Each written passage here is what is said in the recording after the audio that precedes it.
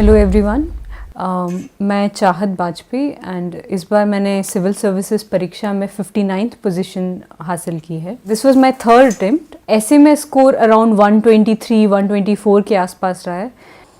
There are around 7-8 type of questions which have been asked every year in the essay paper. जैसे कि एक polity का section है, polity, federalism, society वाला पास section है, democracy से रिलेटेड, जैसे मेनली रिलेटेड टू पेपर 2। एक इकोनॉमी एंड डेवलपमेंट से रिलेटेड क्वेश्चन है, उस वो आता है ऐसे में। एक एनवायरनमेंट से रिलेटेड क्वेश्चन आता है, एक साइंस एंड टेक्नोलॉजी से रिलेटेड आता है, then women, education and philosophical. तो ये मेन टाइप ऑफ एसेज हैं जो हर बार आते हैं। First and foremost make sure कि आप हर एक टाइप के कुछ एसेज प्रैक्टिस करते हैं। I remember in CSE 2017, before that I had prepared mainly the essays related to science and technology, और उस बार एक एजुकेशन का ऐसे आया, एक वुमेन का भी ऐसे आया था, like destiny of a nation is shaped in its classroom, ये एजुकेशन का था। New women fulfilment is a myth, ये वुमेन से रिलेटेड था। ऑल्दो आप फिर लिख तो लोगे ही, पर उतना अच्छा ऐसे नहीं लिख पाओगे कभी भी अगर आपने उसे थोड़ा प्रिपेयर नहीं किया है। Secondly, as I said earlier, everything needs preparation. तो ऐसे में भी आपको like what I did, I wrote around 25-30 essays. Okay, not complete essays, but at least उसका स्टार्टिंग और उसका पूरा एक फॉर्मेट सोचते हुए, उसकी कैसे उसमें ट्रांजिशन करना है एक पैरा से दूसरे पैरा में, एक किस तरीके से उसको एंड करना है, किस तरीके से उसका वे फॉरवर्ड करना है। इस तरीके से मैंने ऑलमोस्ट 25-30 एसेज तो प्रैक्टिस किए ही होंगे। ज़रूरी नहीं है कि आप जो ऐसे प्रैक्टिस कर रहे हो वो आ जाए, but it would help you in realising कि आपका कंफर्ट जोन कैसे कौन सा है, कि किस तरह के ऐसे लिखने में आपको कंफर्टेबल फील होता है। तो फिर आप एग्ज़ाम में जल्दी अपना टॉपिक सेलेक्ट कर पाओगे। थर्डली, ऐसे की टेस्ट सीरीज़ के ऊपर बात करें तो मैंने इस बार लुकमान IAS का टेस्ट सीरीज़ ज्वाइन किया था ऐसे के लिए। To talking about some of its positive points, उसमें एक तो वो लोग के सेक्शन टेस्ट होते हैं कि तो दैट विल मेक श्योर कि आप हर एक टॉपिक से ऐसे कवर कर ही लो। They provide answer sort of for every essay paper, तो वो भी थोड़ा बहुत हेल्पफुल होता है। मोरलेस वहाँ पे आप अंसारी सर से मतलब पर्सनली बात भी कर सकते हैं, तो फिर डिटेल्ड वो आपको पर्सनलाइज्ड फीडबैक दे देते हैं। But apart from that I would say कि किसी भी टेस्ट सीरीज़ में जाएं, आप अपना जो पर्सनल एफर्ट जो पुट करते हैं और पर्सनल इवैल्यूएशन करते हैं, दैट मैटर्स अ लॉट। तो टेस्ट सीरीज़ तो कोई भी आप लें, अपना personal evaluation will makes a lot of difference. Then as far as the content of the essay is concerned, this time I try to do content from as many sources as possible. जैसे कि आप योजना का starting का introduction, जो first page होता है introduction का, वहाँ से ऐसे का फॉर्डर मिल जाता है। कई सारे टॉपर्स जो अपने ब्लॉग में अपने एसेज डाल देते हैं, जैसे गौरव अग्रवाल सर ने डाला है, वहाँ से मिल सकता है। कई सारी जो आंसर्स होते हैं, टॉपर्स की कॉपीज़ डली होती हैं, वहाँ से मैंने अपना कंटेंट लिया। मतलब जहाँ से भी आपको एक कुछ भी अच्छा सा मिल रहा है अपने ऐसे के लिए, तो आप ले लीजिए, क्योंकि स्टार्टिंग एंडिंग कुछ ऐसे की अगर प्रिपेयर करके रखेंगे then it's very beneficial. Like I remember, एक जुडिशरी के ऊपर ऐसे था, उसमें about judicial integrity, accountability and independence ऐसे करके क्वेश्चन था। Somebody had started by saying that any talk of justice starts with Lady of Justice, and Lady of Justice, she holds a scale, a sword and is blindfolded। और उन्होंने फिर इन तीनों चीज़ों को connect किया जो स्टार्टिंग टॉपिक में लिखा था कि इज़ blindfolded, जिससे कि वो न्यूट्रलिटी मेंटेन कर सके। शी होल्ड्स अ स्केल, जिससे कि इंडिविजुअल इंटरेस्ट को सोसाइटी के इंटरेस्ट से बैलेंस कर सके। तो इस तरीके से I could have never thought of such a starting, but when I read it I just borrowed it, कि अगर कभी इस तरीके का आता है और मैं कहीं अगर इसे लिख सकती हूँ, I will definitely inculcate. As far as writing an essay is concerned, I remember last year Anu Kumari ma'am had shared her strategy of essay writing, और उन्होंने कहा था कि एग्जामिनर को आपका ऐसे पढ़ते समय ऐसा लगना चाहिए like he is only drinking water. मतलब इतना फ्लूइडली फ्लो होना चाहिए और बिल्कुल भी स्ट्रेस नहीं आना चाहिए। तो ऐसे में ज़्यादा फ्लावरी लैंग्वेज और ज़्यादा हाई लेवल वर्ड्स यूज़ करने की ज़रूरत नहीं है, सिर्फ बहुत ही फ्लूइड लगना चाहिए। तो मैंने उसके लिए एक काम किया कि earlier I used to write सब headings, but this time I try to avoid it, जिससे कि एक ज़्यादा फ्लूइडिटी लगे। Although this is not a hard and fast rule and many students score very well even by writing headings, तो आपको जैसा भी कंफर्टेबल लगे। स्टार्टिंग ऑफ द ऐसे जो होता है, जब आप किसी टॉपिक को स्टार्ट करते सिलेक्ट करते हो, उसका एक मेन क्राइटेरिया ये भी होता है कि क्या आपके पास ऑलरेडी उसकी स्टार्टिंग एंडिंग प्रिपेयर्ड है, क्योंकि स्टार्टिंग ऑफ ऐसे और एंडिंग ऑफ ऐसे जो होता है that is something that leaves maximum impact on the examiner. तो वो जितना ज़्यादा अच्छा होगा वो आपका स्कोर उतना ही ज़्यादा जा सकता है। फॉर स्टार्टिंग मैंने कुछ चीज़ें प्रिपेयर की थी, जैसे कि कोट्स प्रिपेयर किए थे, जैसे एजुकेशन से रिलेटेड है। तो 2-3 तरीके की स्टार्टिंग मैंने तैयार करके रखी थी कि अगर जो भी चीज़ जहाँ फिट हो जाएगी। कुछ कोट्स याद रखे थे। एक मैंने एजुकेशन के लिए डाइकोटॉमी इस्टेब्लिश करने की कोशिश की थी कि on one hand India has the prestigious position that it's rejuvenating the world's workforce, and it has in the past also the first university was at Takshila, and like that, and even today the CEOs of top MNCs like Google, Microsoft are Indians. And on the other hand, Steve Wozniak, Apple co-founder, pointed out that Indians lack creativity. इस तरीके से कुछ एक dichotomy करके भी मैंने starting एक prepare करके रखी थी। और कुछ ऐसे इसके लिए मैंने ये भी कोशिश किया था कि if I can write some small poems, जैसे कि I remember Mitali Sethi ma'am, she had written a very nice poem and she was one of the top scorer, I think last year और last year. But again I would say कि ये चीज़ें तभी inculcate कीजिए, जैसे quotes हैं, जैसे poems हैं, जब वो सही में वहाँ फिट हो रही है, नॉट बिकॉज ओनली कि आपने प्रिपेयर किया है तो आपको कहीं घुसाना ही है। जैसे कंटेंट होता है, ऐसे का content is the main part. Content के लिए सोचते कैसे हैं, उसके लिए मैंने कुछ ऐसे प्रिपेयर करके रखा था कि यूजुअली लोग कहते हैं कि आप स्पेक्लिक के फॉर्मेट में सोच सकते हैं, social, political, economic, cultural, international, linguistic and historical और humanistic. But what I used to do is I used to think of the content in terms of paper, कि paper 1 can I relate it to history, geography, society, फिर paper 2 में जो चीज़ें हैं जैसे कि polity, governance, IR, फिर paper 3 में जो है economy, environment, science, security।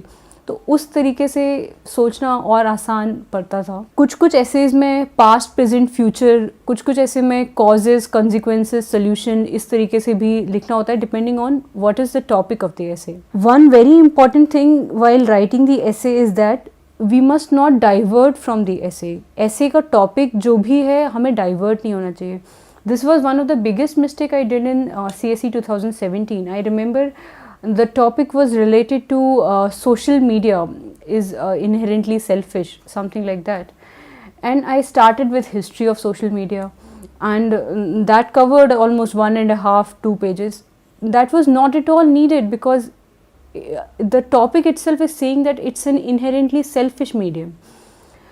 तो ये बिल्कुल माइंडफुल रहिए कि आप जो टॉपिक में पूछा है उसे लिखते जाइए, सिर्फ जो आपको आता है वही ना लिख रहे हैं। इसके लिए एक चीज़ जो की मैंने वो ये कि after every page I used to go back and see the topic that I am not, whether I am diverting or not.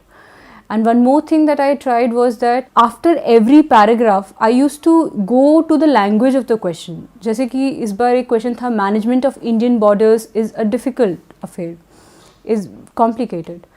So if I am writing some problems that like geographical problems are there, so at the end of the paragraph I used to write, so all these things make management of the border complicated. Again at the end of the such and such issues raises the problem of management of Indian borders. तो इस तरीके से अगर आप हर paragraph के बाद, हर 1-2 paragraph के बाद language of the question use करेंगे तो वो भी एग्जामिनर को लगेगा कि ज़्यादा फ्लो में जा रहा है और ज़्यादा सीक्वेंस में जा रहा है और ज़्यादा डाइवर्ट नहीं हो रहा है। ओवरऑल एट द एंड मैं यही कहना चाहूँगी कि आप जो है सिर्फ कंटेंट पे ना फोकस करते हुए प्रेजेंटेशन पे भी फोकस कीजिए। अगर आपके पास भले ही कंटेंट थोड़ा कम है लेकिन आप बेसिक चीज़ों का ध्यान रखेंगे ना, कि जैसे डाइवर्ट नहीं हो रहे हैं और एक फ्लूइडिटी मेंटेन करके रख रहे हैं ऐसे में, then I think you can definitely improve your score. Hello everyone, मेरा नाम डॉक्टर आनंद कुमार शर्मा है। Rank 62 CSE 2018। ये मेरा 4th अटैम्प्ट था। मैंने अपना ग्रेजुएशन मौलाना आज़ाद मेडिकल कॉलेज से किया है। मैं आगरा से बिलोंग करता हूँ एंड मैंने इस बार मेरे एसए में मार्क्स 141 थे।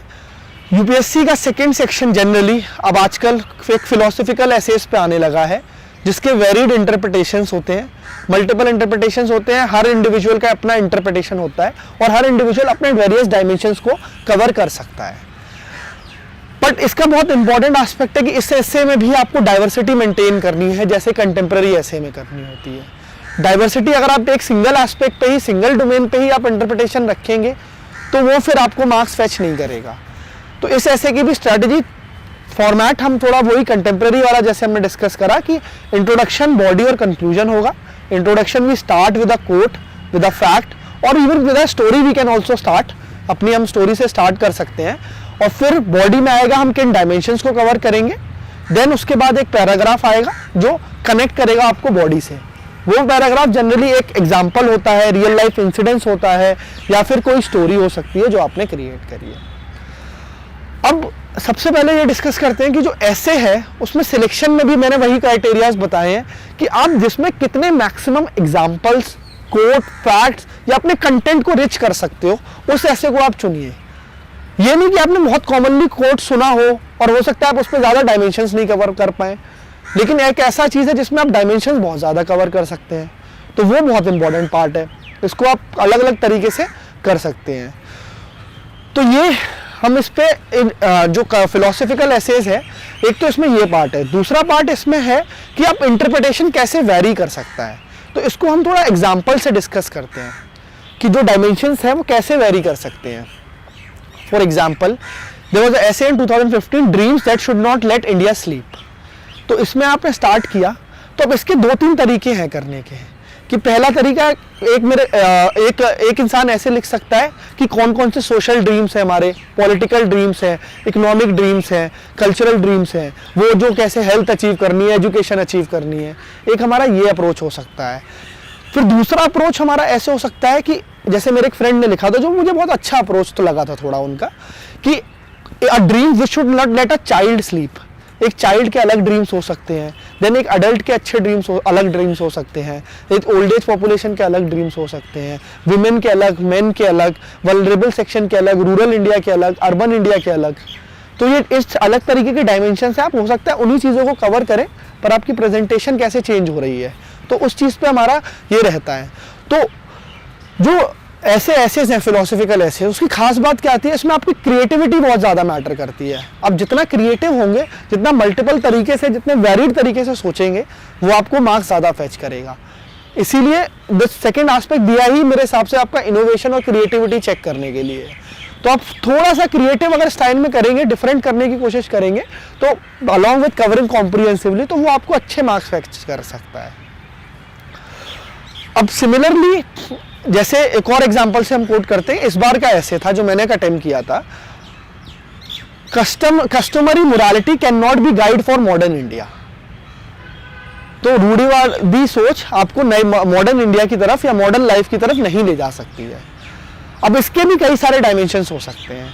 जैसे इसको मैं अपनी अप्रोच बताता हूँ, मैंने कैसे स्टार्ट किया। मैंने इंट्रोडक्शन बॉडी दिया, मैंने पास्ट के बारे में बात करी पहले, कैसे जिन्होंने कस्टमरी मोरालिटी को, रूढ़िवादी सोच को चैलेंज किया और वो मॉडर्न लाइफ की तरफ लेके आए। जैसे कॉपरनिकस था, ठीक है, जैसे आइंस्टीन था, जैसे कि राजा राम मोहन रॉय थे, ईश्वरचंद विद्यासागर थे। उन्होंने इन चीज़ों को चैलेंज किया तो ये मॉडर्न लाइफ की तरफ मूव किए। फिर मैंने वेरियस लोगों की तरफ बात किया कि कैसे कैसे अलग अलग इंडिविजुअल्स को कस्टमरी मोरालिटी से इफेक्ट हो रहा है और वो मॉडर्न लाइफ की तरफ नहीं जा रहे। जैसे ट्रांसजेंडर्स की बात है, होमोसेक्सुअलिटी की बात है, विमेन की बात है, चाइल्ड मैरिज की बात है, ठीक है, देन विडोज की बात है। तो इन एस्पेक्ट्स पे कवर करा मैंने। एक और एस्पेक्ट है कि लोग इसमें सोशियो पॉलिटिकल इकोनॉमिक्स से भी कर सकते हैं कि ऐसे पॉलिटिकल थ्योरीज में है, टेक्नोलॉजीज में। जैसे एक मेरे फ्रेंड ने एग्जांपल दिया था कि हमारी कस्टमरी मोरालिटी की वजह से हम बायोटेक्नोलॉजी को एक्सेप्ट नहीं कर रहे हैं, जैसे बीटी कॉटन और इनके लिए प्रोटेस्ट हो रही है अगेंस्ट। तो ऐसे आप डायमेंशंस को कर सकते हो। तो इसीलिए मेरा कहने का एग्जैक्टली क्या मतलब है कि जो आपके फिलोसफिकल एसेज हैं, इसमें आपको कंटेंट रिच करने के लिए आपको एग्जाम्पल्स बहुत चाहिए, और एग्जाम्पल्स आपके लोकल लेवल पे, रीजनल लेवल पे, नेशनल लेवल पे, इंटरनेशनल लेवल पे। जो फॉर एग्जांपल जैसे कस्टमरी मोरालिटी में किसी ने बोला कि मिडिल ईस्ट में कस्टमरी मोरालिटी ज़्यादा फॉलो होती है तो मॉडर्न लाइफ की तरफ नहीं जा पा रहे हैं, लेकिन वहीं वेस्टर्न कंट्रीज़ में या नॉर्डिक कंट्रीज़ में कस्टमरी मोरालिटी का इतना रोल नहीं है, तो लोग अपनी मॉडर्न लाइफ की तरफ हम जा पा रहे हैं।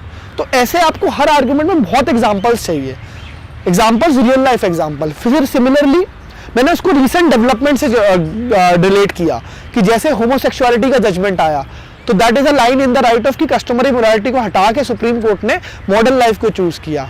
अडल्ट्री पे जजमेंट आया था, उसमें भी सुप्रीम कोर्ट ने मॉडर्न लाइफ को चूज किया कस्टमरी मोरालिटी को हटा के।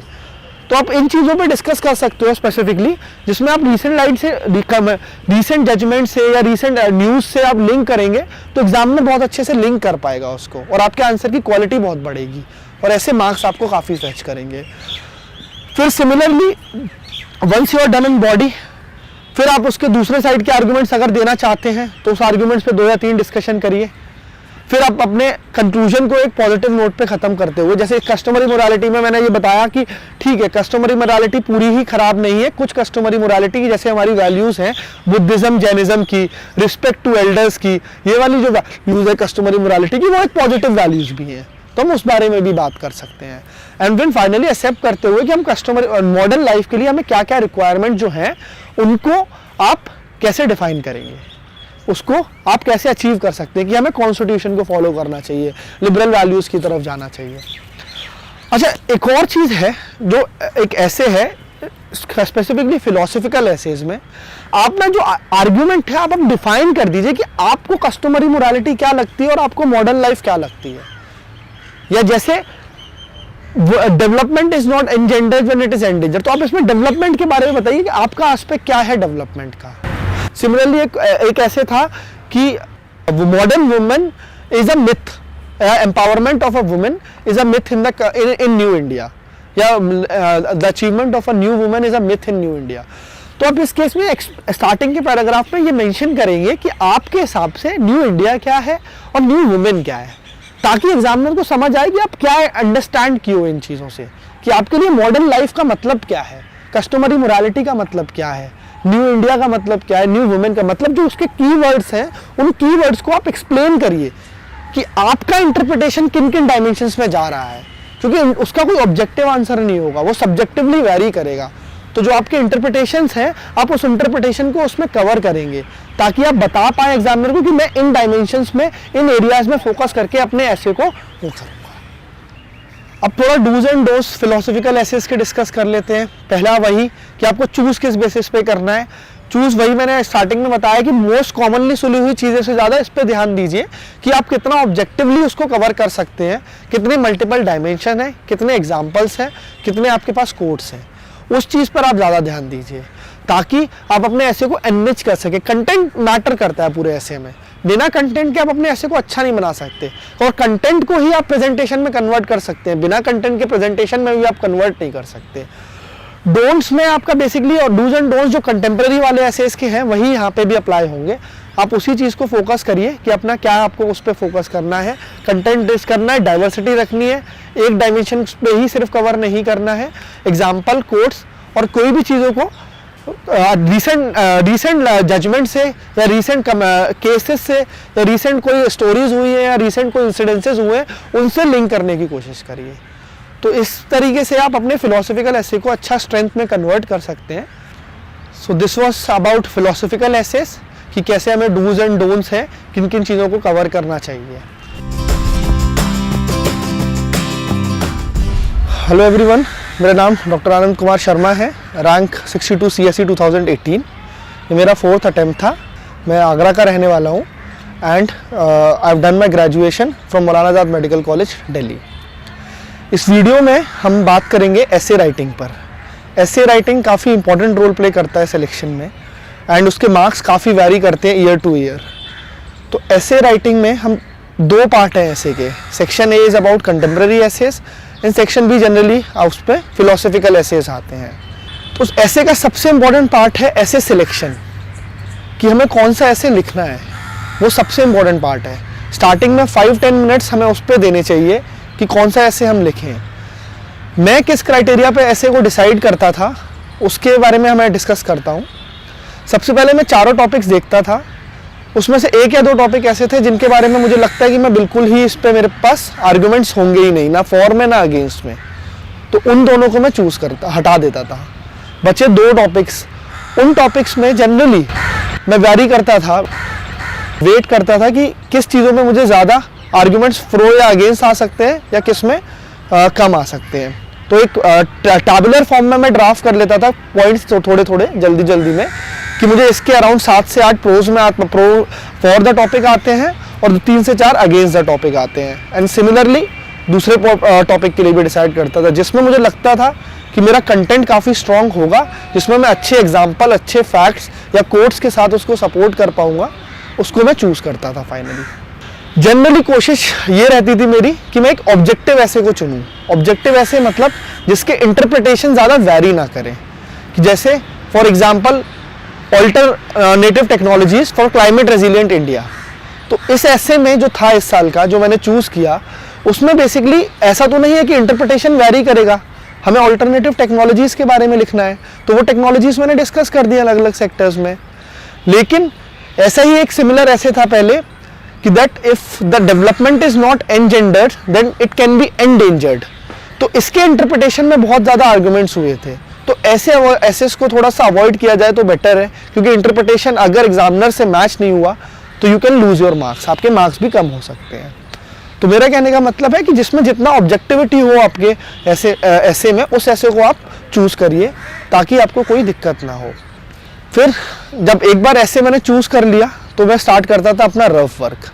अब ऐसे का स्ट्रक्चर आप सभी जानते हैं कि एक इंट्रोडक्शन होना चाहिए, बॉडी होनी चाहिए और कंक्लूजन होना चाहिए। तो इंट्रोडक्शन में जनरली स्टार्ट करता था किसी फैक्ट या कोट से, कि कोई अच्छा कोट है उस चीज़ से रिलेटेड, या फिर कोई फैक्ट है उस चीज़ से रिलेटेड कि वुमेन पे ऐसे है या मीडिया पे ऐसे है, तो कोई अच्छा सा फैक्ट मुझे मिल जाए। जैसे मीडिया पे जनरली ऐसे स्टार्ट होता, तो मैंने एक कोट याद किया हुआ था कि only 2 things on this earth can reach to every corner, one is the sunlight and other is media. तो इस तरीके से आपके पास अगर कोट या फैक्ट्स हैं तो उससे आप स्टार्ट करिए। देन इंट्रोडक्शन का नेक्स्ट पार्ट जो होता था, उसमें मैं अपने ऐसे की समरी लिखता था कि मैं किस डायमेंशंस पे ऐसे को डिस्कस करूंगा। जो भी डायमेंशंस प्रोज या अगेंस्ट होंगे, उन डायमेंशंस को मैं मेंशन करता था। It can B social, political, जो भी एस्पेक्ट्स होते थे ऐसे के जो मैं डिस्कस करने वाला हूँ, उसमें मैं उसको मेंशन करता था समरी को एक पैराग्राफ में। फिर एक पैराग्राफ कनेक्टिंग पैराग्राफ होता था जो एक बॉडी को कनेक्ट करता था, बॉडी से इंट्रोडक्शन को कनेक्ट करता था। इसमें जनरली मैं प्रेफर करता था कोई एनेक्डोट, कोई स्टोरी उस चीज़ से रिलेटेड, कोई रियल लाइफ स्टोरी हो। या जैसे सपोज करो एक हेल्थ का ऐसे है, तो मैंने एग्जांपल दिया था कि उड़ीसा इन कंट्री इंडिया में इतने डेवलपमेंट के बाद भी उड़ीसा में एक इंसान को स्ट्रेचर की जगह अपने उस पर हाथ कंधे पे उठा के लेके जाना पड़ा था। तो उस स्टोरी के बारे में मैंने मेंशन किया। फिर आता है आपका बॉडी वाला पार्ट। अब बॉडी में डिपेंड करता है कि ऐसे किस टाइप का है, उस हिसाब से आपके आर्गुमेंट्स वेरी करेंगे कि ऐसे में क्वेश्चन पूछा हुआ है या असर्शन दिया हुआ है। क्वेश्चन इन द सेंस कि 2 डायमेंशंस दिए हुए हैं, आपको एक पे स्टैंड लेना है। तो ऐसे एसेज में आप एक पे स्टैंड ले सकते हैं, पर मेंशन आप दोनों डायमेंशंस के बारे में कीजिए। जैसे for example, is artificial intelligence going to be a bane or boon. तो आप जो भी स्टैंड लेते हैं आप उसके बारे में 6 से 7 पैराग्राफ लिखिए, और जो अगेंस्ट है उसके बारे में भी आप 2-3 पैराग्राफ्स में मेंशन करके कंक्लूजन की तरफ जाएंगे। कुछ ऐसे हैं कि जिसमें आपको, जैसे ऑल्टरनेटिव टेक्नोलॉजीज इन इंडिया, अब इसमें कोई स्टैंड नहीं है, आप इसमें आपको वेरियस डायमेंशंस को ही जो कवर करना है। इसमें कोई एक ही तरफ का स्टैंड है तो आप उसमें दूसरी तरफ का एस्पेक्ट्स है ही नहीं।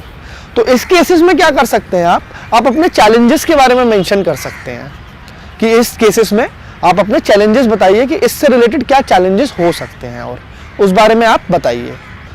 फिर बॉडी का हर पैराग्राफ, जो हर पैराग्राफ है आपका, हर पैराग्राफ में आपको अपने आर्गुमेंट को सपोर्ट करना है फैक्ट या कोट से।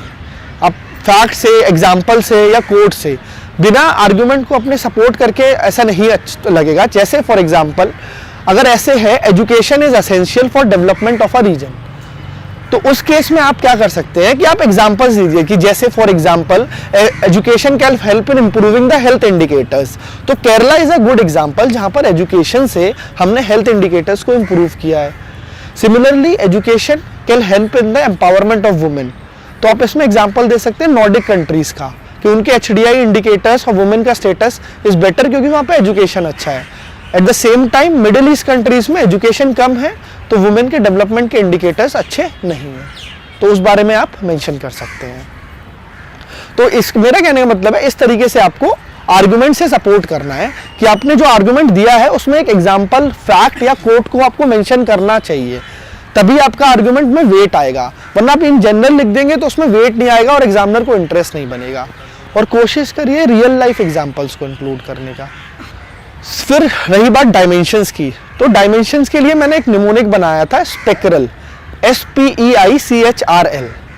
S is for social, P is for political, E is economic और environment, I is for international, C is for cultural और constitutional, H is historical, R is religion, L is legal.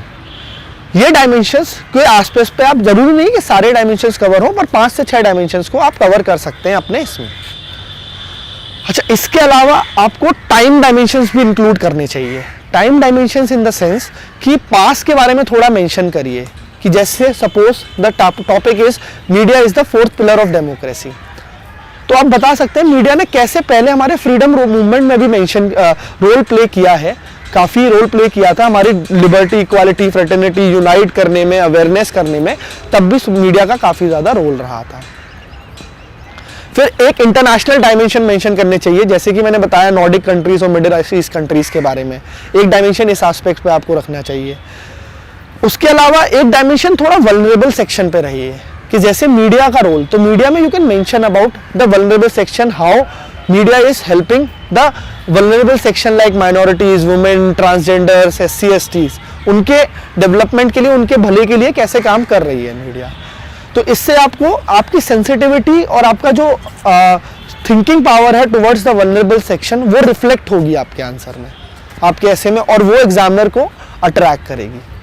Once you are done with the various dimensions of your essay, जहाँ पर आपने body के 5 या 6 arguments इधर favour में, 2 या 3 arguments against में किए, नाउ अब हमें मूव करना है कंक्लूजन की तरफ। कंक्लूजन की तरफ इन द सेंस कि कंक्लूजन हमें डायरेक्टली नहीं जाना है, आप हमें कंक्लूजन को लेके आइए कि आप कंस्ट्रक्टिव सॉल्यूशंस के साथ आइए आप, या फिर आप उसमें मेंशन कर सकते हैं कि गवर्नमेंट की स्कीम क्या है। तो बेसिकली जैसे फॉर एग्जांपल आपने लिखा alternative technologies for climate resilient India, तो आप उसके चैलेंजेस बता सकते हैं कि ये टेक्नोलॉजीज अडॉप्ट करने में हमें क्या चैलेंजेस आ सकते हैं, और उस चैलेंजेस के सॉल्यूशंस कि गवर्नमेंट उसको कैसे ओवरकम कर सकती है, और फिर आप कंक्लूजन की तरफ जाइए कि कैसे कैसे इससे हमें क्या फ़ायदा होगा। कंक्लूजन हमेशा थोड़ा पॉजिटिव नोट पर रखने की कोशिश करिए, जैसे for example media is a bane or boon या 4th पिलर ऑफ डेमोक्रेसी, तो you mention about the challenges but in the conclusion you mention about the positive things, और कंक्लूड करते हुए कि yes it can help you in lot of ways and this has been done by it. और concluding remarks में अगर आप कोई ऐसे या कोट या कोई गवर्नमेंट की कोई पॉलिसी जो इस फेवर में वर्क कर रही है उसके बारे में आप मेंशन कर सकते हैं। ऐसे में सबसे पहले मैं ये बताना चाहूँगा कि मिस्टेक्स हम जनरली कैसे कर देते हैं। जो अब आपने ऐसे लिखा है तो अब मैं थोड़े डोंट्स बता देता हूँ, ये तो हमारे डूज थे। ऐसे मेरा थोड़ा एक्सपीरियंस वैसा रहा है कि आई गॉट 123 मार्क्स इन 2016, 17 में 135 था and this year I got 141 marks. तो ऐसे मेरा जो ग्राफ है वो राइज करता रहा है। सबसे पहले जो पहले वाले अटेम्प्ट में जो मेरे मार्क्स कम थे उसके रीज़न था मैंने अटेम्प्ट ऐसे लिखे ही नहीं थे, प्रैक्टिस नहीं करी। स्टार्टिंग में ऐसे जाके मैंने फर्स्ट या सेकंड ऐसे सीधा यूपीएससी में लिखा, तो वो मिस्टेक नहीं करनी है। अराउंड 10 से 15 एसेस प्रैक्टिस करके जाने हैं, हर तरीके के, कंटेम्प्रेरी या फिलोसफिकल दोनों तरीके के एसेस को कवर करके जाइए ताकि आपको वहाँ पे हेजिटेंसी ना हो। दूसरा, ऐसे सिलेक्शन में जल्दबाजी मत करिए। ये मत सोचिए कि आप कोई टॉपिक पढ़ के आए हैं उस टॉपिक से रिलेटेड और वहाँ पे जाके आप उसी पे लिख देंगे, ऐसा नहीं होना चाहिए। ये मिस्टेक भी मैंने की हुई है। मैंने विमेन पे टॉपिक प्रिपेयर किया था और जो क्वेश्चन आया मैंने लिखा वो जो मुझे पता था, ना कि वो जो ऐसे की डिमांड है।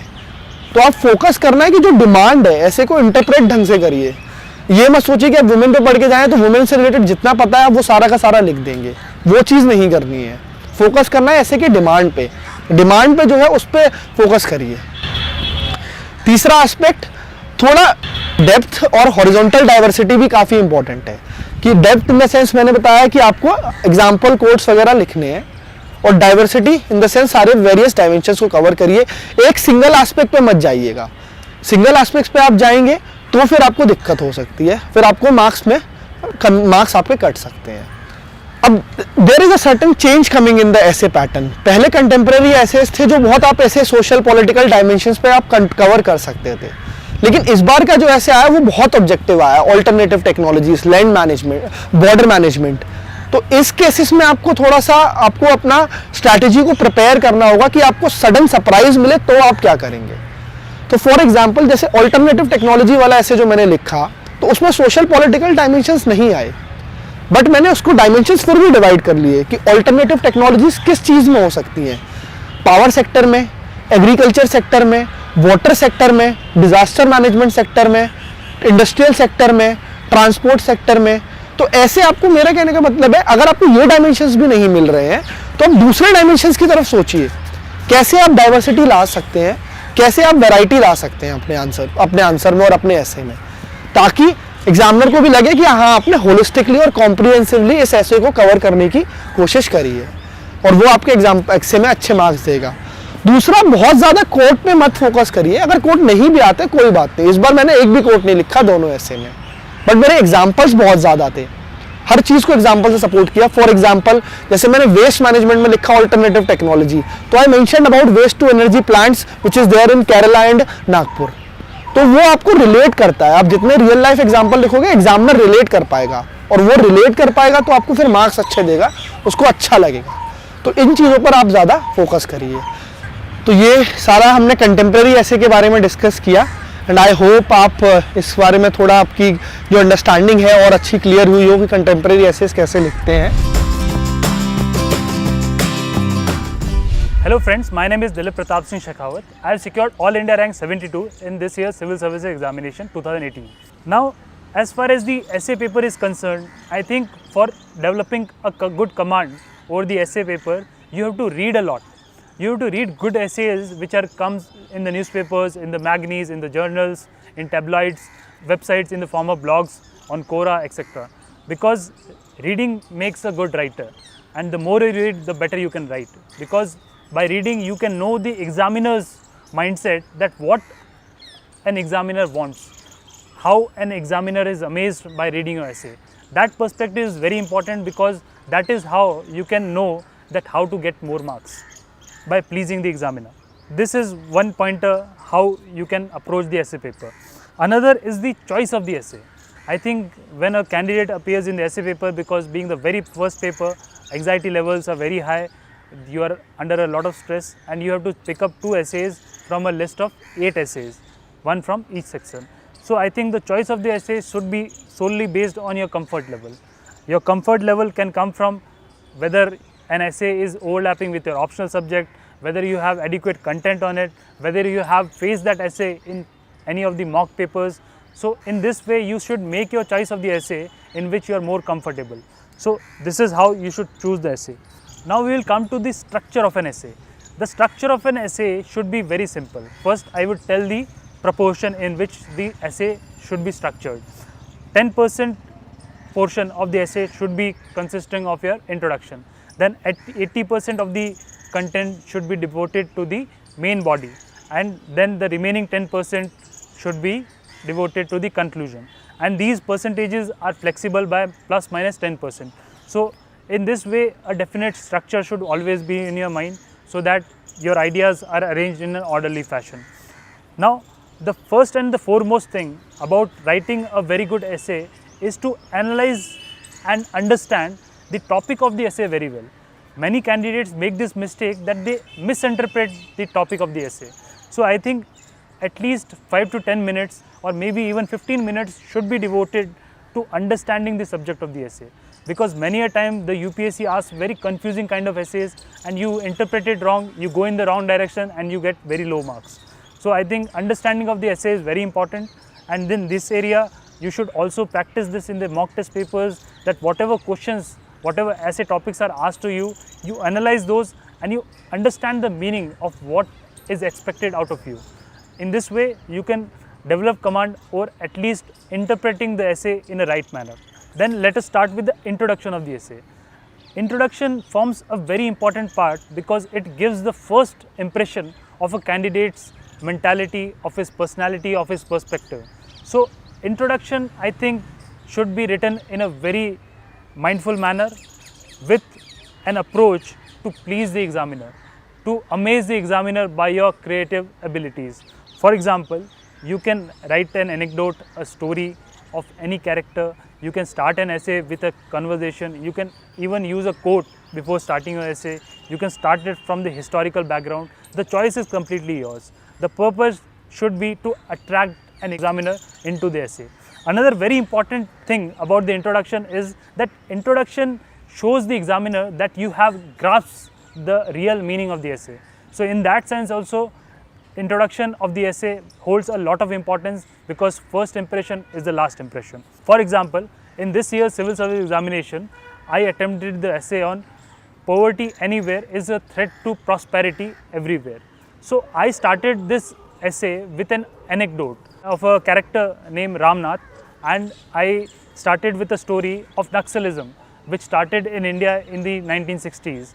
So with that story I started and I connected it with that poverty in that area led to people who take up arms against the state and which led to the menace of Naxalism. So it was a threat to prosperity everywhere. So in this way, your introduction forms a very important part of the essay, and the purpose of writing the introduction to amaze the examiner, to bring him into the essay, to divert his attention from everywhere into the essay so that he reads your entire essay with a very thoughtful mind. Now coming to the main body, I think main body forms the very content of the essay. In the main body, one thing should be kept in mind, that you should divide it into paragraphs. Every paragraph should not consist of more than 70 to 80 words, because every paragraph can connote a different idea, every paragraph can connote a different dimension, and it helps an examiner to go in a very orderly fashion as he reads your essay. We should try to attempt very short paragraphs because that keeps the interest of the examiner going, because if we write long paragraphs, somewhere in the middle an examiner may be lost. So short paragraphs and many dimensions is the key in the body. Also, a multi-dimensional approach should be followed in the essay. For example, if any issue is analyzed in the main body, I think you should take care of every dimension which is attached to it.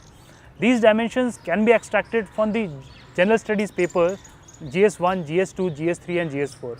For example, from the GS1 we can extract the societal dimension, we can extract the historical background, we can extract the geographical dimension. From paper 2 we can extract the administrative dimension, we can extract the international connotations of a topic. Then going to the third paper, GS paper 3, we can extract the economic dimension, we can extract the security dimension. Then going to paper 4, we can extract the philosophical and ethical dimension also. So in this way, an essay, if it becomes multidimensional, it always holds the interest of the examiner very well. Another important thing in essay is, after you discuss an issue in depth, it is very important that you also provide solutions to that problem, because as an administrator, it is expected of you that you come out with very creative, very innovative solutions. And that is also an opportunity to show to the examiner that yes, I have analyzed these issues and I am also providing you solutions, because the real thing which a candidate is expected of in an essay is to provide solutions to the issues facing the country. So I think this also forms a very important component in the main body. Then third very important thing in the main body is to provide some initiatives of the government which have been there to tackle a certain issue. For example, for poverty, which I attempted as an essay in the main examination, the government has done a variety of initiatives. For example, they have come out with this concept of Jan Dhan, Aadhaar and Mobile, which is helping in the domain of direct benefit transfer, which is helping to reach the subsidies to the poor and to eliminate the middlemen, and providing a very good tool to eliminate poverty in India. So I think if we mention this initiative, then the examiner also gets a clue that yes, this candidate is aware, and he also appreciates the efforts of the government. So this is very important. If a government has taken initiative in any such domain, I think it should be mentioned in the course of the essay. Another very important dilemma in the mind of candidates is whether to draw diagrams and flowcharts in the essay or not. I made use of a very specific flowchart and a diagram related to Jan Dhan, Aadhaar and Mobile in my first essay, that is Poverty Anywhere is a Threat to Prosperity Everywhere. I think that diagram fetched me some extra marks which helped me score 150 marks in the essay, because such kind of things, if they fall in the right context, provides an examiner with a very good feeling that yes, this candidate has taken a different approach. He has used this ability of his to draw the attraction of the examiner. So this is another very important thing, but I would also like to mention that do not unnecessarily include diagrams and flowcharts in the course of the essay. If it is fitting in any portion of the essay, you are free to use that diagram or a flowchart, but unnecessarily please don't put it into your essay to gain extra marks. Then another very important and the last impression of the essay is the conclusion and the way forward. I think it provides a very good insight into the personality of the candidate, into the mindset of the candidate, how he thinks, whether he has a pessimistic mindset or he has an optimistic and positive mindset. So in this area also, I think conclusion should be visionary. It should provide a ray of hope in every issue, whether it be health, whether it be education, that yes, there are challenges, we have dealt with the challenges in the course of the essay, but there are solutions also. There is a way forward also. There is always a brighter future into anything. Now another very important area in which candidates have the doubt that whether the use of quotations is compulsory or not. I think the use of quotations provides a candidate to throw very good insight into a topic. It provides some innovative idea, it provides some very good vision to your essay, but I think it is not compulsory. Even if you use the quotes of the very renowned people into the essay, and if it is not fitting into the essay, I think it can backfire also. But at the same time, if you are writing in a very good manner, in an orderly fashion and concisely, I think that is a very good thing to do in the essay, and you should not unnecessarily use quotations and sayings of various thinkers, various philosophers, etc. So use of quotations can be done, and it should be done as per the context and the demand of the essay. Now, how to prepare the essay paper? To prepare the essay paper, I think the most important starting point is the previous year question papers on the essay, because UPSC asks very relevant essay and it also sticks to the theme of its own. And for example, it will ask an essay on women, health, education, youth of the country, some philosophical essays. So there is a very narrow ambit of essays, of certain kind of essays which UPSC asks. So I think previous year essays should be practiced. They provide you the way the UPSC thinks, the opinions which the UPSC demands from the candidates, the kind of topics which the UPSC expects the candidates to ponder upon. So previous year questions papers of essay are a very important starting point for preparing the essay paper. Then at the same time, throughout your preparation for the main examination, I think you should also join a very good test series so that you continuously improve from the first essay to the last essay, because practice makes a man perfect, and essay is completely a game of an art. Content may not matter that much, but analysis and your style of writing matters a lot. So in this way, a good test series should be joined to make it a very important tool for gaining more marks in the essay paper. Another very important thing related with the essay paper is the review which you get from different kinds of people. When I wrote an essay, I gave it to very different sets of people to gain a very different perspective from every one of them. For example, I showed my essay paper to my senior, I showed my essay paper to my teachers, I showed my essay paper to one of my family members, then I showed my essay paper to one of my friends also. So getting your essay paper reviewed through different sets of people provides a very diverse kind of inputs which you can incorporate in your essay, because there are certain angles which you may miss. Either you can focus excessively on administrative angle, you may miss a certain societal angle. So these things can be avoided if you get your essay reviewed by different sets of people, and it really benefits to incorporate different perspectives of different kinds of people into an essay.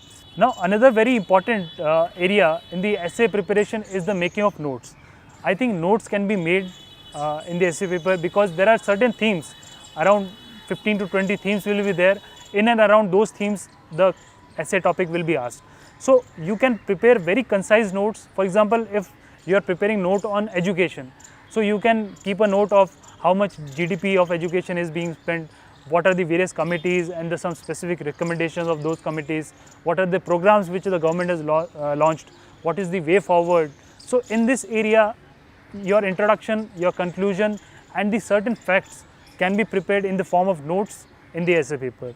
So all in all, in the essay paper, my final tip to the candidates is that this is a paper which helps you to show your personality in the paper, and this paper must be utilized to show various dimensions, to show that you have an analytical mind, to show you have a solution oriented mindset, so that when an examiner reads your essay, he finds the glimpse of a very able administrator who thinks in different dimensions, who analyzes all the issues around him and has a very good vision for the future. So in this way, I would sum up my essay strategy. I wish you all the very best for your essay paper and all the other exams of the UPSC. Thank you.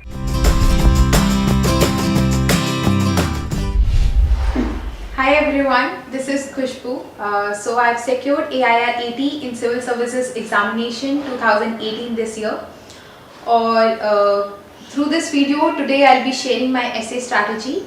So this was my second attempt. In my first attempt I got 132 marks in essay, which was very low given the highest was 176 or 178.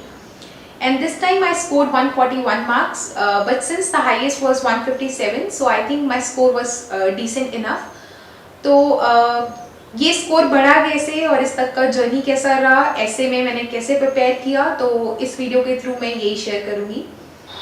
तो सबसे पहले तो ऐसे के लिए जो बहुत questions आते हैं कि ऐसे के लिए प्रिपेयर करना भी चाहिए या नहीं करना चाहिए. सबको लगता है कि क्योंकि मटेरियल आप जीएस में ऑलरेडी पढ़ चुके होते हो, जीएस प्रिपेयर कर चुके होते हो, तो ऐसे नेचुरली आप लिख आओगे, कुछ तो लिख ही आओगे.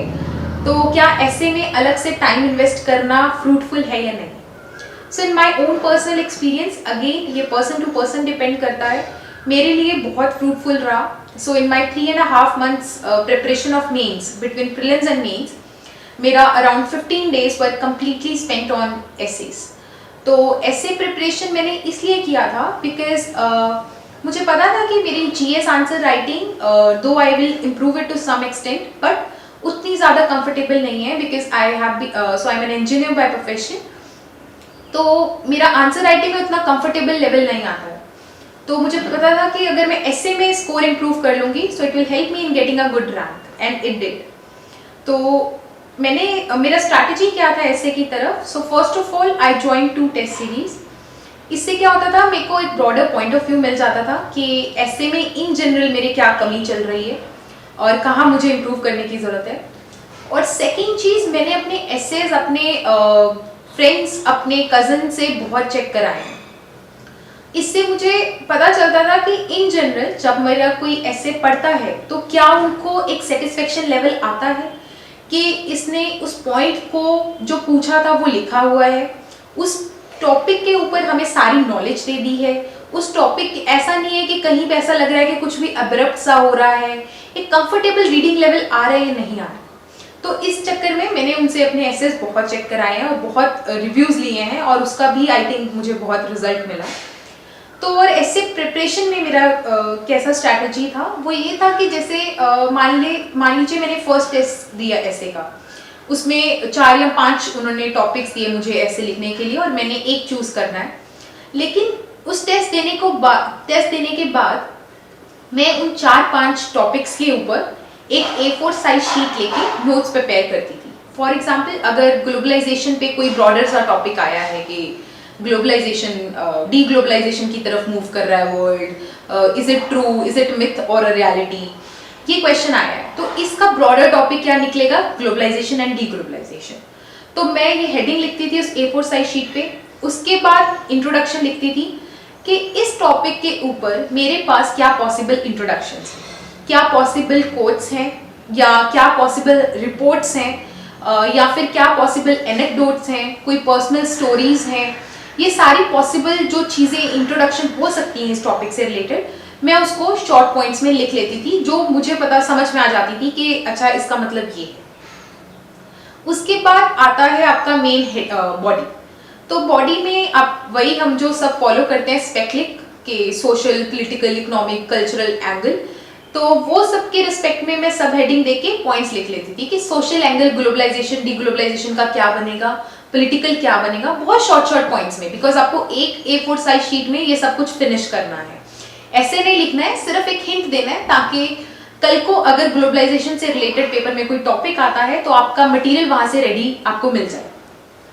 और इसी तरह मैं पॉसिबल कंक्लूजन लिख लेती थी कि पॉसिबल कंक्लूजन क्या हो सकते हैं, कोई अच्छी किसी ने वर्डिंग बोली हो ग्लोबलाइजेशन पे, या कोई एंड में आप बोलना चाहो कि पॉजिटिव नोट पे एंड करना चाहो, कोई पॉजिटिव एग्जांपल देके एंड करना चाहो, तो ये सब मैं कंक्लूजन में लिख लेती थी। तो इससे क्या होता था कि मान लीजिए पेपर में कोई टॉपिक आता है, फॉर एग्जाम्पल इस बार टॉपिक आया था पॉवर्टी, तो पॉवर्टी पे मैंने ऑलरेडी प्रिपेयर कर रखा था अपना मटेरियल, तो उस मटेरियल से जो भी मैंने पेपर में लिखा, मेरा मटेरियल मेरी उस A4 साइज शीट से आया था, तो उसको कॉन्टेक्स्ट में लेके आना कि हो सकता है पॉवर्टी बहुत घुमा के पूछी हो, जैसे 2017 में टॉपिक आया था classroom, destiny of a nation is written in this classroom, तो वो टॉपिक एजुकेशन है लेकिन उसका कॉन्टेक्स्ट बहुत अलग है, तो आपका मटेरियल उस टॉपिक से आ जाएगा, उसको कॉन्टेक्स्ट में कैसे लेके आना है ये आपको विद प्रैक्टिस ही आएगा। तो इसके लिए टेस्ट सीरीज हैं, तो ये मेरा होता था स्ट्रैटेजी कि मैं टेस्ट देती जाऊं, अपना मटेरियल तैयार करती जाऊं, at the end of the day मेरे पास फाइल में 50 A4 साइज शीट्स हो गई थी, मींस 50 टॉपिक्स हो गए थे। तो जब भी कोई टॉपिक लिखना होता था तो मेरा मटेरियल वहां आ जाता था और उसको मैं इंश्योर करती थी कि प्रॉपर कॉन्टेक्स्ट में लिखती जाऊं।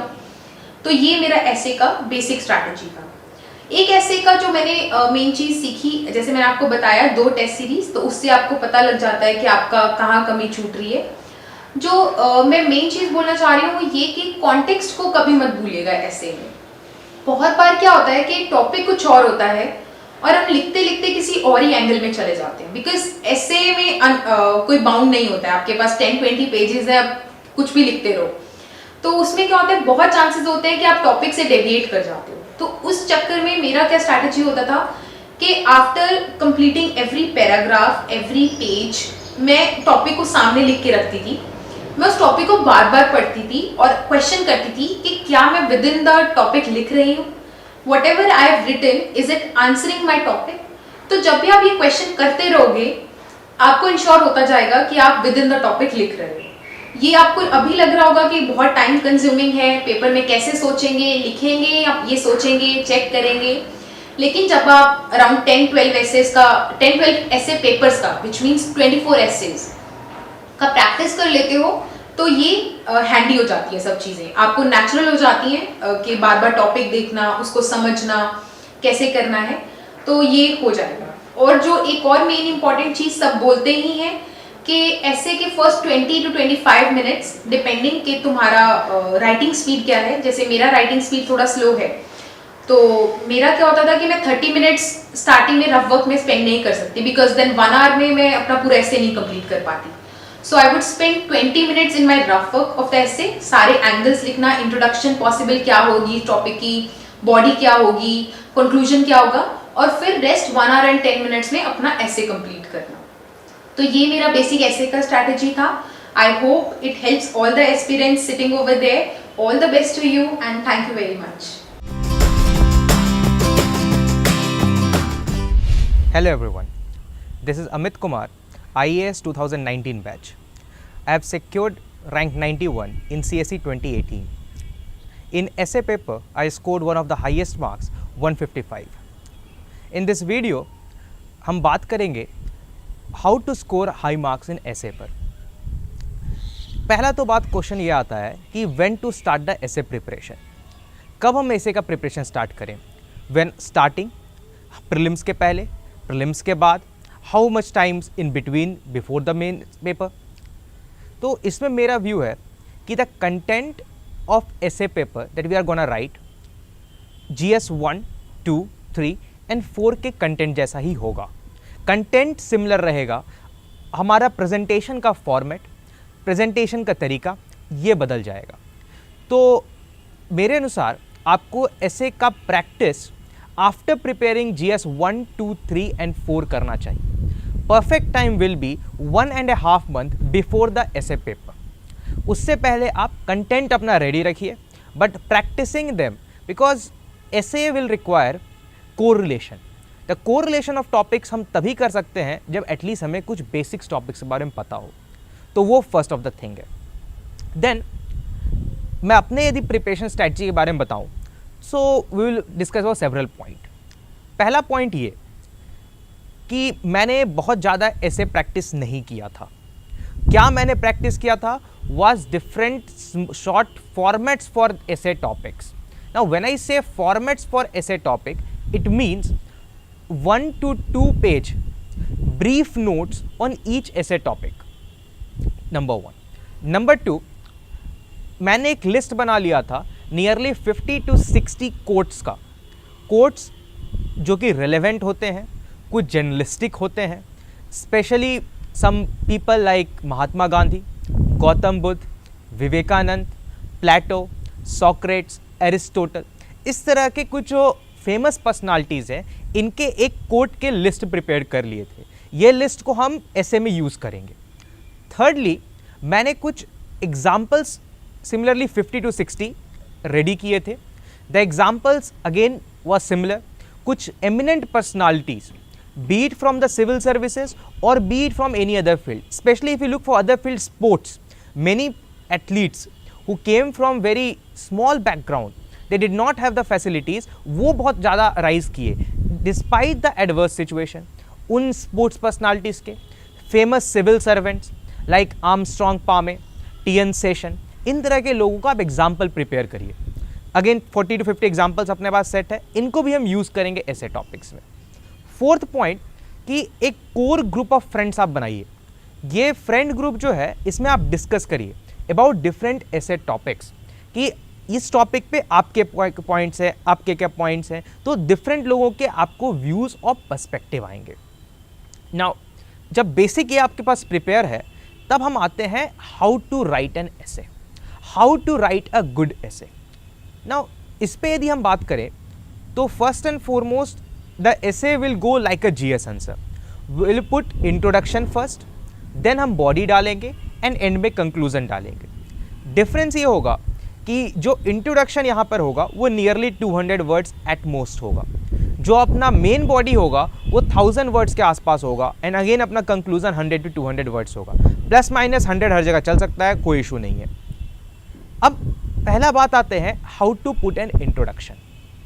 Introduction जो है, सम ऑफ द बेस्ट इंट्रोडक्शंस जो होते हैं, पहला हो जाएगा आप प्रॉपरली डिफाइन करें उस टॉपिक को जो दिया हुआ है. Definitions are the best introduction. यदि आप उस टॉपिक को डिफाइन कर पाते हैं जो आपको ऐसे में पूछा है, that's the best possible thing. Number 1. Number 2, आप कोई इमेजिनरी स्टोरी बनाइए जिसमें आप कोई पर्सन को रेफर करिए कि ये पर्सन है, इसके रिस्पेक्ट में अपने टॉपिक ऑफ ऐसे से ये कुछ घटना घटी. इसके माध्यम से आप ऐसे पे जाइए कि यदि इस पर्सन के साथ ऐसा हो सकता है तो ये बाकियों के साथ भी ऐसा हो सकता है, क्यों इस पर्सन के साथ ऐसा हो रहा है. ये आप सेकेंड टाइप ऑफ इंट्रोडक्शन दे सकते हैं. थर्ड टाइप ऑफ इंट्रोडक्शन, एक आप इनोवेटिव अप्रोच ला सकते हैं कि आप किसी थर्ड पर्सन से या थर्ड टॉपिक से स्टार्ट करेंगे. फॉर एग्जाम्पल, मैंने जो इस ऐसे लिखा था CSE 2018 में, वो प्रिंसिपल और प्रिविलेज के ऊपर, तो मैं न प्रिंसिपल से स्टार्ट किया न प्रिविलेज से स्टार्ट किया. I started with the topic of power. मैंने ऐसे में इंट्रोड्यूस किया कि power corrupts but absolute power corrupts absolutely. Similarly मैंने बोला सेकेंड पैराग्राफ में कि when you give a power to a person then you take the real test of ethics. अब फिर आया कि मैं पावर को डिफाइन कर रहा हूँ, मैं बोल रहा हूँ कि पावर से एथिक्स रिलेटेड है. फिर मैं बोलूँगा नेक्स्ट लाइन कि ये रियल टेस्ट ऑफ पावर तभी हो पाएगा जब एक proper balance of power between the two contrasting principle and privilege को एक आदमी सही से सेटअप कर पाएगा। सो मैंने पावर से स्टार्ट किया एंड मैं पावर से कोरिलेट कर पाया principle and privilege. This can be the third kind of introduction.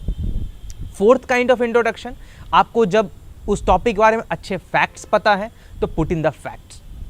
कोई अच्छा रिपोर्ट, मोस्टली हम एनजीओ के रिपोर्ट्स को प्रेफर नहीं करेंगे। यदि इंडियन गवर्नमेंट का रिपोर्ट हो या किसी world institution like world bank, IMF, इनका यदि रिपोर्ट हो, आप उसको डायरेक्ट पुट करिए। ये 4 टाइप ऑफ इंट्रोडक्शन आप किसी भी एसे में दे सकते हैं। जब हमने इंट्रोडक्शन दे दिया, then comes the major portion of the essay which is the body. अब बॉडी यदि आपको डालना है तो we will divide the body into several paragraphs. कोई भी पैराग्राफ जो होगा दूसरे पैराग्राफ से इंटरलिंक्ड होगा, कोरिलेटेड होगा, बट कोई भी 2 पैराग्राफ में सेम रिपीटेटिव कंटेंट नहीं डालना है। अब कैसे हम डिसाइड करें कि ये सेम रिपीटेटिव कंटेंट नहीं आएगा? इसके लिए हम एग्जाम्पल्स का यूज करेंगे। हम अपने एसे को एग्जाम्पल के बेसिस पे चलाएंगे। जब हम फ्रेमवर्क ऑफ द एसे, वो short notes on the essay initially बना रहे होंगे, तो हम उसमें पुट करेंगे कि जो मेरा टॉपिक आया इसमें मैं किस तरह के कंटेंट डाल सकता हूँ, उसको डिफरेंट पर्सपेक्टिव में सोचेंगे। What are the content related to social perspective, economic perspective, political, environmental, science and technology. जब हमने ये डिफरेंट पर्सपेक्टिव ले लिया तो हर पैराग्राफ ईच को डेडिकेट करना है।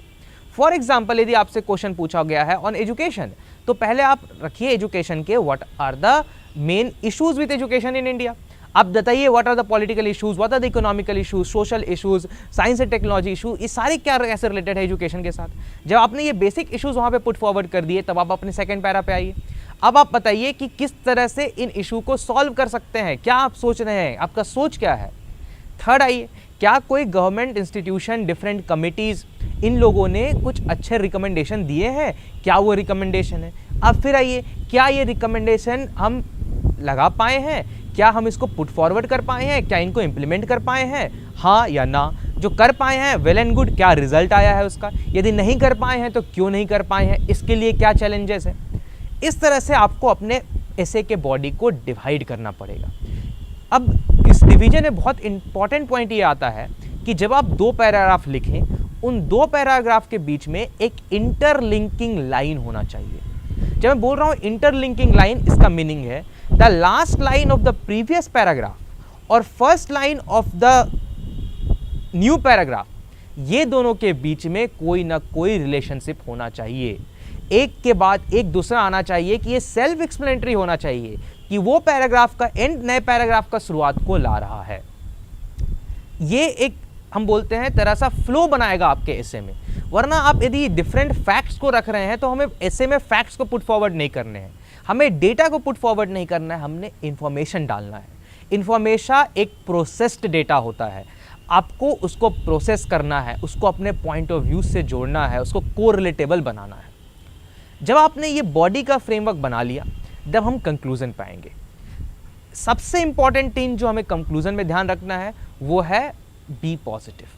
हमारा कंक्लूजन ऑप्टिमिस्टिक होना चाहिए, पॉजिटिव होना चाहिए और वे फॉरवर्ड जैसा लगना चाहिए कि कुछ आप सोच रहे हैं कंस्ट्रक्टिव एक्टिविटी। ये डिस्ट्रक्टिव नहीं होना चाहिए। आपको कंक्लूजन में किसी को क्रिटिसाइज नहीं करना है। जो क्रिटिसिज्म था, जो फेवरेटिज्म था, सारा आपने अपने बॉडी में कर दिया है। यहाँ आपको फ्यूचर पर्सपेक्टिव लिखना है। ये आपको बताना है कि सिचुएशन जैसा भी हो वहाँ इम्प्रूवमेंट की गुंजाइश है। There is future further chances for improvement. जब आप इस तरह से वे फॉरवर्ड कंस्ट्रक्टिव कंक्लूजन लिखते हैं तो जो चेक करने वाला होगा उसको एक पॉजिटिव वाइब जाएगा। ये positive vibe at the end जाना बहुत ज़रूरी है। देन आता है कि अब ये तो एक बेसिक हमने बता दिया एसे को कैसे लिखना है। अब इसे कुछ क्वेश्चंस राइज करते हैं। कुछ लोगों के डाउट्स होते हैं कि क्या एसे को हमें सब टॉपिक्स में डिवाइड करना है, क्या हमें सब हेडिंग डालना है। मैंने कोई अपने एसे में सब हेडिंग्स नहीं डाले थे। मैं पैराग्राफ प्रॉपर लिखता था, उसमें कोई सब हेडिंग यूज़ नहीं करता था। इसमें मेरा पॉइंट ऑफ व्यू है कि यदि हम उसको सब हेडिंग जैसा डाल दे रहे हैं, उसको बुलेट फॉर्म में लिख रहे हैं, देन ये आपका जीएस मेंस के जैसा आंसर जा रहा है। वो फ्लो ब्रेक हो जाता है।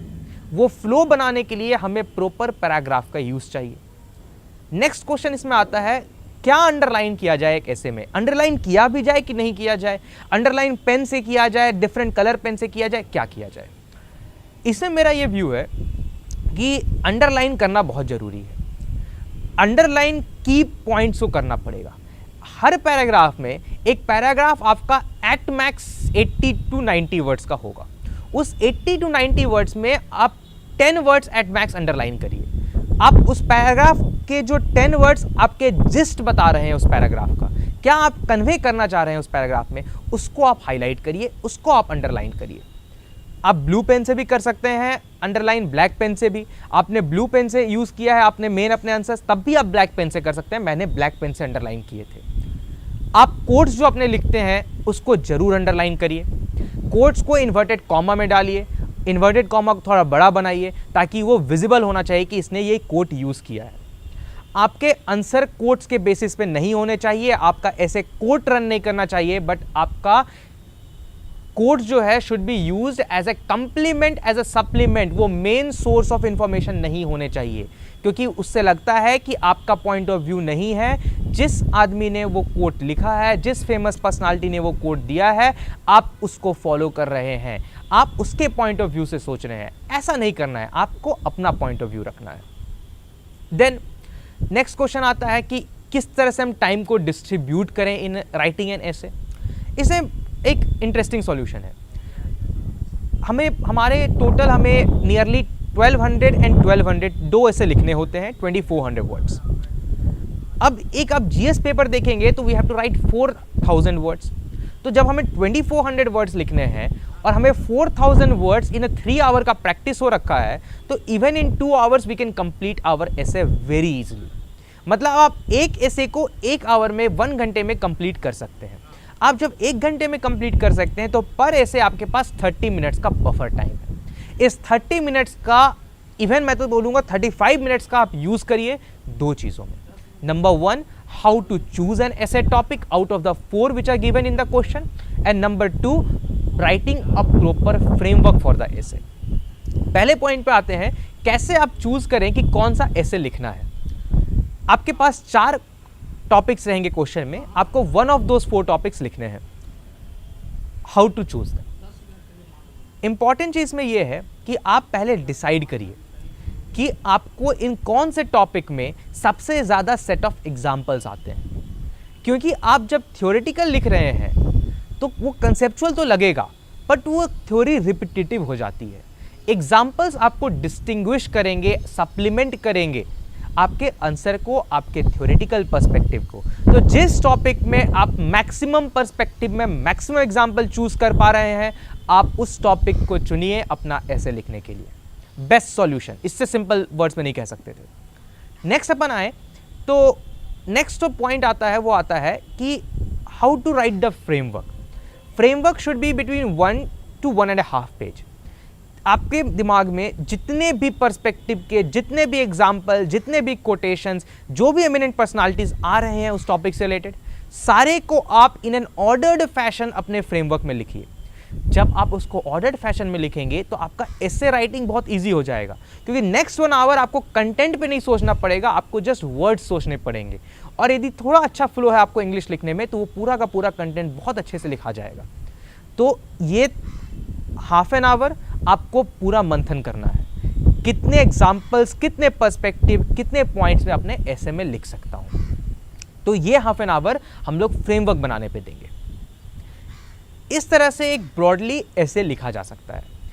एक नेक्स्ट क्वेश्चन इसमें आता है कि जो सेकंड पार्ट ऑफ द ऐसे होता है, 2 क्वेश्चंस ऐसे पे आते हैं। फर्स्ट जो होते हैं वो जर्नलिस्टिक लाइन्स पे आते हैं, जो हम लोग डे टू डे देखते हैं अपने आसपास, मोस्टली सोशल इशूज़ पे आते हैं, कुछ साइंस एंड टेक या एनवायरनमेंट पे आते हैं। बट जो सेकंड क्वेश्चन आता है ऐसे पे, जो सेकंड 4 टॉपिक्स होते हैं एथिक्स रिलेटेड होते हैं। How to attempt this ethics topic. तो जब एथिक्स में आपने GS4 में अच्छा अंडरस्टैंडिंग है तो आप एक पर्सपेक्टिव डाल सकते हैं अपने सेकंड ऐसे में, बट उस पर्सपेक्टिव को सब्सटैंशिएट करने के लिए आपको इंपॉर्टेंट फिलोसफर्स ऐड करने पड़ेंगे। जो फिलोसफर्स हमने GS4 में पढ़े हैं, बीट, कांत, एरिस्टोटल, प्लेटो, हुसोएवर, कोई भी हो, आप उनके थ्योरी को लिखिए और उस थ्योरी से अपने सेकंड एसे ऑफ एथिक्स को सब्सटैंशिएट करिए सम्मन बोनम कंसेप्ट से। क्या कहा है एरिस्टोटल ने, क्या बोला है प्लेटो ने, गांधी जी के 7 सिंस क्या हैं, इस तरह के जब आप उसमें कीवर्ड्स यूज करेंगे, की कंसेप्ट्स यूज करेंगे, तब उसका सब्सटैंशिएशन होगा। इस तरह से हमें सेकंड वाले जो ऐसे है उसमें कुछ perspective and additional content add करने हैं। तो अपने जो ऐसे रहेगा फाइनली उसमें कुछ की पॉइंट्स हमें जो ध्यान रखना है। Number 1, try to practice the essay after being prepared with GS1 to GS4। Next, try to revise as much possible all the contents, क्योंकि आपका कंटेंट जीएस के स्टडीज से ही आएगा, जनरल स्टडीज से ही आएगा। ऐसे के लिए हमें कोई बहुत न्यू कंसेप्ट नहीं बनाना है, न्यू कंटेंट नहीं चाहिए, हमें कोरिलेशन चाहिए, जो कि थर्ड पॉइंट पे आता है। Correlate the topic as much as possible. ऐसे में आपका कोरिलेशन, आपका पर्सपेक्टिव, यही चेक किया जाता है। Next, try to correlate not only the content but different paragraphs. This is tactic, ये टैक्टिक्स आपको ध्यान रखना है। Underline the 5th point, underline the important points and importantly the quotes. Try to write 3 to 4 quotes in each of the essay topic, क्योंकि at least इतने कोट्स से आपका अच्छे से सब्सटैंशिएट हो जाएगा। इवन 5 to 6 लिख सकते हैं, उससे ज़्यादा मोस्टली आप नहीं जाइए। 5 to 6 will be more than sufficient. 2, 3 यदि कुछ भी नहीं समझ में आ रहा है तो एटलीस्ट 1 or 2 जो कुछ जर्नलिस्टिक कोर्स तो आप हमेशा डाल सकते हैं। Next, try to use proverbs, जो आपका दिखाएगा कि आपको इंग्लिश पे थोड़ा कमांड भी है। तो यदि आप प्रॉपरली कुछ प्रोवर्ब्स को यूज़ कर पा रहे हैं सो वेरी गुड। तो इस तरह से हमें ब्रॉडली अपने ऐसे के पेपर को अटेम्प्ट करना है। But most importantly on the day of exam be confident. Confidence will be key on the day of not only essay paper but all the GS papers and the optional paper. The day matters.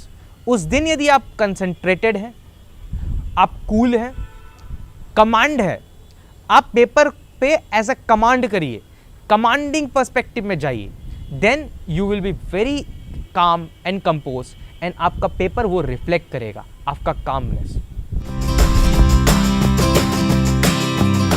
Let us talk about essay preparation. For essay preparation, there are 2 methods which people generally follow. So I will talk about how I did them in my first and second attempt. So one method is basically do not prepare for essay itself. In that case, you are basically following news on day-to-day basis, and that basically will automatically come into your subconscious, and when you write, it will automatically flow into your answers. That is the first method, which basically I personally found useful, but it varies from person to person. Some people find it very useful to prepare certain kind of material before writing essays, and also prepare certain quotations which often beautify your essay if they are within the context of it. And also there are other method also, which is basically when you are preparing this material for essay, in which you will write certain points, certain dimensions on a notebook, that these are the possible dimensions in this particular essay, one, and these are the introduction and conclusion to that essay. So whenever the question comes in, you may simply basically borrow your introduction and conclusion from your notes, and you may modify the content as per the requirement of the essay, but you have prepared a handy content in that. So this is the second method which you can follow. So here I would also like to share a personal experience, that in this particular case, please follow your own personal strategy which suits you, because it might not suit you to have prepared material for essay at hand. It may also kill your own innovation or own thinking abilities at the time when you are writing an essay. For example, in first attempt, I scored around 142 marks in essay when I was totally unprepared, because I could use innovation, I could write my thoughts then and there, I could basically articulate my points very well. But in the second attempt, I basically lost nearly 15 marks because of pre-preparing those essays, which made me to conclusion that in essay you have to follow your own strategy, whatever suits you. You may only prepare quotes, you may prepare only introductions as well as conclusions, or you may prepare even the material as well if it suits you. If you think you have very good thinking abilities, and that too at on the spot, I think that you may not need to prepare for essay. So that is something which you need to keep basically find about yourself while preparing essays. And another thing which you can do for essays is basically give a test series. So you take a test series and they will give you remarks, and you may incorporate those remarks into your overall preparation. Or another way to do it is simply take previous year question papers and write those essays, get them evaluated from your peers, your family members, your friends. That would help you a lot. But again, in essay, please make sure that you follow your own strategy which suits you, and you can easily find it about it after you write 2 to 3 essays. You may write one which is fully prepared or another one which is not prepared, and you will come to know the differences. I think that would be all for this session. I would like to thank Delhi Knowledge Network for the opportunity which they have given me to share my journey for civil services preparation. And I hope that some of the pointers which I have given might be helpful for you. You might learn from my own failures or my own successes. And I wish you all the very best in this examination. And please keep working hard. That kind of returns you will get will actually depend upon the investment of time, your hard work and focus you make. Thanks a lot.